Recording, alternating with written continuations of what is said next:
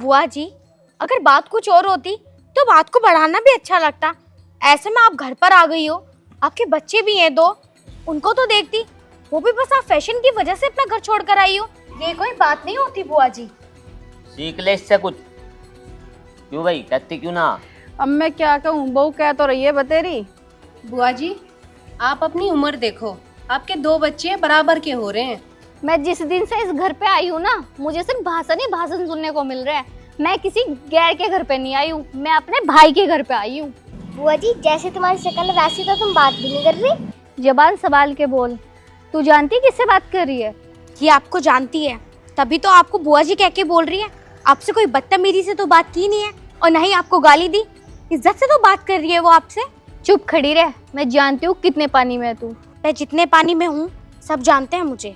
तुम्हारी तरह अपने भैया के घर पर नहीं पड़ी हुई हूँ, अपने पति के साथ अपनी ससुराल में हूँ। और अगर आप में इतनी समझ होती ना, तो आज आप अपने ही घर होती, ना कि अपने भाई के घर।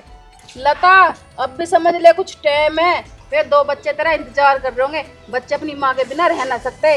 अब भी समझ जा, कुछ ना बिगड़ा अभी। चली जा घर। भाभी, ये तो कोई बात नहीं हुई।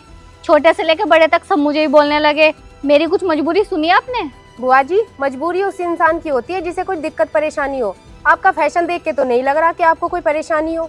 सपना, तू भी किससे कह रही है? क्या उस सजा जिसकी कुछ समझ में आवे, इसकी ना आवे समझ में। इसके तो 3 महीने से समझ में ना आया। अब लो बस बहुत हुआ। जिसको देखो वो मुझे ही बोला जा रहा है।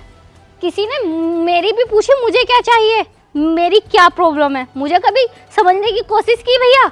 तू पहले अपनी प्रॉब्लम ही बता दे, तेरी प्रॉब्लम क्या है? अरे मैं बस बैठ जब हुआ बैठ जब होते रोली।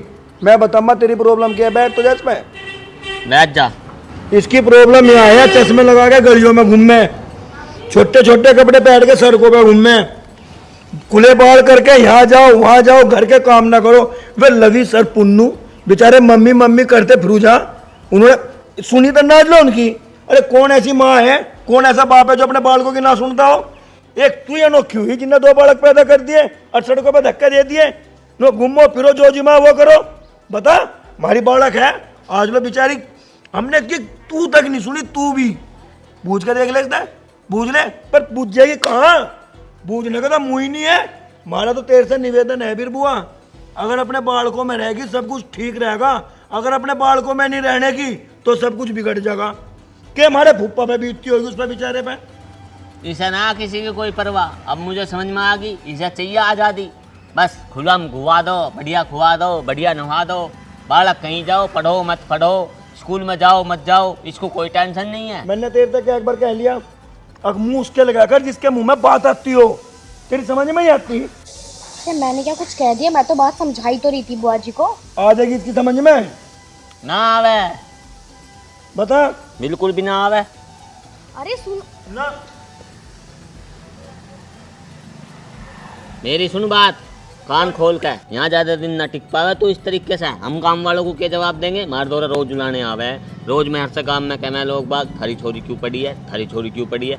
मार दौरा ना जवाब। और लड़ाई में आज के बाद आमत न जाइए। कभी रोज ठावे यार यहाँ घूमी आवे, कभी रोज ठावे यार यहाँ आ जावे। एक बार की सुननी हो, बेर बेर मेरे पे भी ना कही जावे। क्यों फैशन काम ना आने का? अपने बच्चे और अपना पति और अपने ही घर काम आएगा। समझ जाओ, अब भी टाइम है। चली जाओ घर, देख लो अपने घर को। ठीक है भाभी, मुझसे गलती हो गई मेरी ना। तुम सबकी सारी बात समझ में आ गई है। आज के बाद मैं तुम्हारे घर पे सिर्फ मिलने के लिए आऊंगी। कभी जिंदगी में ऐसी गलती मुझसे दोबारा नहीं हुई। भाभी भैया, जो मुझसे गलती हुई है ना, आप प्लीज मुझे नादान समझ के माफ कर दो। ठीक है, जा अपना सामान बांध निकल। ठीक है भैया। ठीक। कोई बात ना, इसकी समझ में तो आ गई कम से कम। चलो।